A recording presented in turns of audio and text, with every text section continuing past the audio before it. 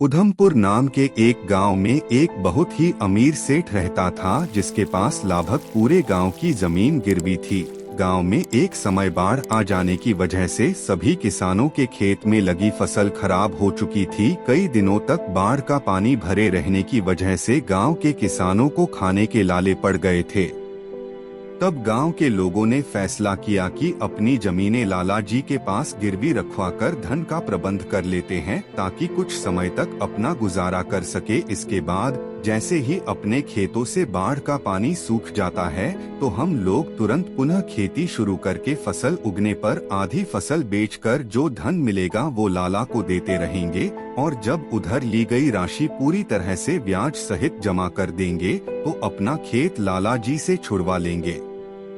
इस वजह से किसानों को अपने बीबी बच्चों का पेट पालने के लिए गांव के लाला के पास अपनी जमीनें गिरवी रखवाकर धन उधार लेना पड़ा ताकि 3 वक्त की रोटी नसीब हो सके। इस तरह सभी किसान इकट्ठे होकर लाला जी के पास गए और अपनी जमीन गिरवी रखवाकर लाला से धन उधार ले लिया। इधर लाला जमीन के बदले में धन उधार देने से पहले ही किसानों को बता देता है कि उधार ली गई यह राशि आपको ब्याज सहित 5 साल तक जमा करनी होगी। यदि न कर पाए तो यह खेत मेरा हुआ।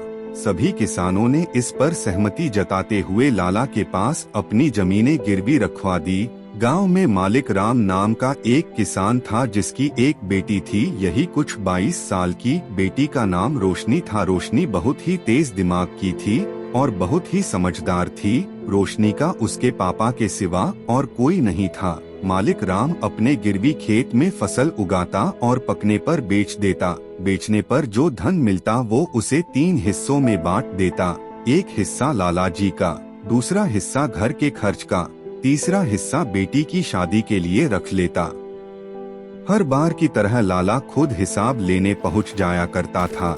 मालिक राम काम में व्यस्त था जिस वजह से जब लाला मालिक राम को आवाज लगाता है तो आवाज मालिक राम को नहीं सुनाई देती, लेकिन लाला की आवाज सुन बेटी तुरंत बाहर आती है और लाला जी को बैठने के लिए कहती है, पानी लेकर आती है।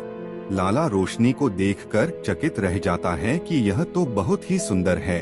इतने में मालिक राम लाला के पास आता है और लाला के ब्याज के जो भी पैसे बनते थे वो लाला को दे देता है। लाला बोलता है, मालिक राम बिटिया तो सयानी हो गई है, इसकी शादी का कुछ सोचा या नहीं? तब मालिक राम बोलता है, हाँ मालिक, इसके लिए एक अच्छा लड़का और परिवार खोज रहा हूँ। लाला वहाँ से चला जाता है। घर पहुँचकर लाला राम लाल की बेटी के बारे सोचने लगता है। उसका सुंदर चेहरा लाला के दिमाग पर ऐसा बस गया था कि वो उससे अब शादी करना चाहता था। वक्त बीतता गया। इधर अब खेतों में नई फसल लगाने का समय आ चुका था। तब मालिक राम ने अपने खेत में फिर से नई फसल की बुआई कर दी। कुछ समय तक तो सब ठीक चल रहा था, फसल भी पकने को थी कि अचानक मौसम ने करवट ली और तेज बारिश शुरू हो गई। बारिश इतनी हुई कि फसल खराब हो गई थी। यह देख सब किसान बहुत दुखी थे और मजबूर भी। कुछ दिन बाद लाला हर बार की तरह अपने पैसे लेने मालिक राम के पास आता है। मालिक राम लाला को बोलता है, मालिक, इस बार सारी बारिश की वजह से आधे से ज्यादा फसल खराब हो गई। इस बार मैं आपके पैसे नहीं दे पाऊंगा। मालिक राम की यह बात सुन लाला के मन में तुरंत उसकी बेटी का ख्याल आता है और सोचता है कि यही सही मौका है इसकी बेटी का हाथ मांगने का। तब लाला मालिक राम की मजबूरी का फायदा उठाते हुए बोलता है, मालिक राम, तुम्हारे लिए एक प्रस्ताव है। मैं तुम्हारे सारे कर्ज माफ कर सकता हूँ अगर तुम अपनी बेटी की शादी मुझसे कर दो तो। लाला की यह बात सुन मलिक राम और उसकी बेटी सोच में पड़ जाते हैं कि अब क्या किया जाए। तब मालिक राम ऐतराज जताते हुए बोलता है, यह कैसे हो सकता है मालिक, भला मैं अपनी बेटी की शादी आपसे कैसे? इतना सुन लाला गुस्से में बोलता है, तो फिर अभी मेरा पैसा दो। बेचारा मालिक राम भी कर्ज की वजह से मजबूर था। आखिर बोलता भी क्या, मालिक राम को चुप देख लाला इस बार बोलता है, ठीक है, चलो एक एक खेल खेलते हैं और शर्त लगाते हैं मैं जमीन पर पड़े इन तमाम पत्थरों में से एक काला और एक सफेद पत्थर उस खाली मटके में डालूंगा। फिर आपकी बेटी बिना उस मटके के अंदर देखे उसमें हाथ डालकर कोई एक पत्थर बाहर निकालेगी। यदि पत्थर सफेद हुआ तो आपको अपनी बेटी की शादी मुझसे करवानी होगी और सारा कर्ज भी माफ। और यदि काला पत्थर निकला तो आपकी बेटी को मुझसे शादी नहीं करनी होगी और आपका सारा कर्ज भी माफ कर दूंगा। बाप और बेटी दोनों इस बात पर अपनी सहमति जताते हुए हाँ बोल देते हैं। तब लाला जमीन से 2 पत्थर उठाता है और उस मटके में जल्दी से डाल देता है। लाला के मन में छल और कपट होता है, इसलिए लाला काले तथा लाल दोनों रंग के पत्थर उठाने का नाटक करता है, लेकिन मटके में सिर्फ सफेद वाले पत्थर ही डालता है, बाकी के जमीन में फेंक देता है।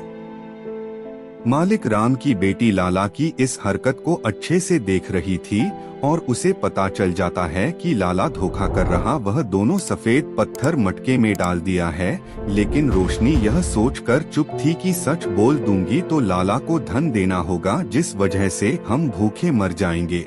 यदि नहीं बताया तो मेरी शादी उसके साथ कर दी जाएगी। हालत को देखते हुए रोशनी बहुत मजबूर थी।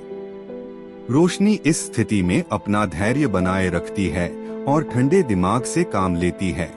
वह कुछ सोच विचार करती है कि ये से क्या करूं कि इस लाला की चाल से बचा जा सके। तब रोशनी के दिमाग में एक युक्ति आती है। वो लाला के कहने पर मटके से पत्थर निकालने चली जाती है।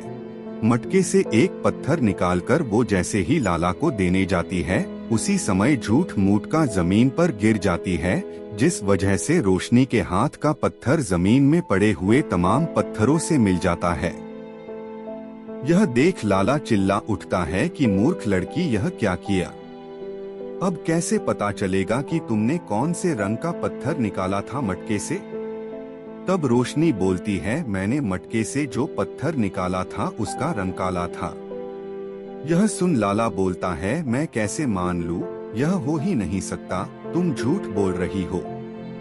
तब रोशनी बोलती है, यकीन नहीं होता तो उस मटके में जो पत्थर है उसे निकाल कर देख लो। यदि पत्थर सफेद हुआ तो साबित हो जाएगा कि मैंने काला पत्थर निकाला था। रोशनी की यह बात सुन लाला हक्का बक्का रह जाता है। लाला के मुंह से तो मानो आवाज ही चली जाती है, गला सूख जाता है कि यह क्या हुआ। अपने ही जाल में मैं खुद फंस गया। शर्त के मुताबिक अब लाला को मालिक राम का सारा कर्जा माफ करना पड़ता है। लाला वहां से उदास मुंह लेकर घर लौट जाता है। इधर रोशनी ने जब अपने पिता को सब बताया तो मालिक राम अपनी बेटी की इस समझदारी पर बहुत खुश हुआ। तो देखा दोस्तों कैसे एक किसान की समझदार बेटी ने मुश्किल समय में बुद्धिमानी से काम लिया।